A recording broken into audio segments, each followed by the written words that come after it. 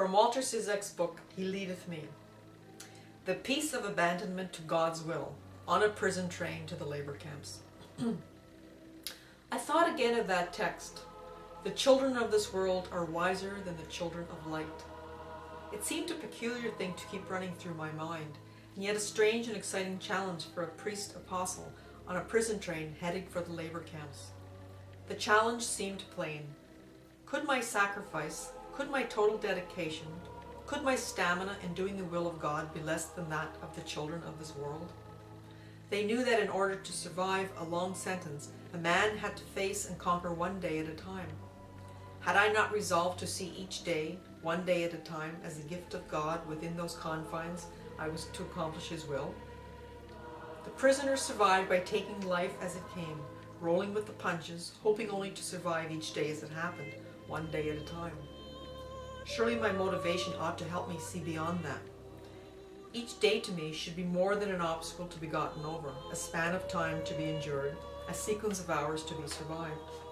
For me, each day came forth from the hand of God, newly created and alive with opportunities to do His will.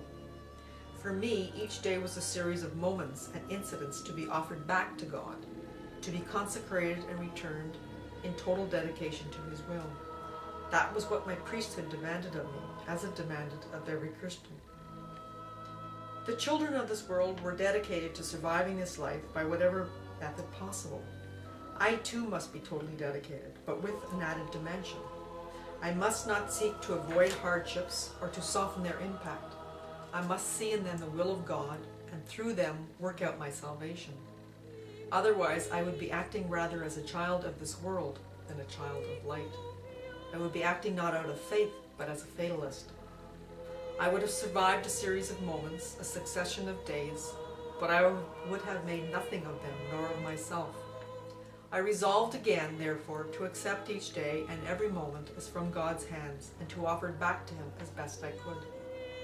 I would not merely passively survive like the children of this world, but with His help and His grace, I would actively participate and I would survive. I never doubted that, because I did not fear non-survival. Death would simply be a call to return to the God I served each day. My life was to do the will of God, as the prayer our Savior taught us put it quite simply, on earth as in heaven. His will would determine how long I would spend on earth. In such thoughts and prayers, peace returned. It was the peace, once again, that total abandonment to God's will brings. Only this time I was not in the quiet confines of a solitary cell in Lubyanka. I was in the corner of a rough, jolting, profane prison car. My situation had not improved, but my disposition in the acceptance of God's will had returned. Along with it had come peace and a renewed confidence, not in my own ability to survive, but a total trust and confidence in God's ability to sustain me and provide me with whatever strength I needed to meet the challenges He would send me. What greater peace and confidence could I require? I even looked forward to laboring again in His vineyard.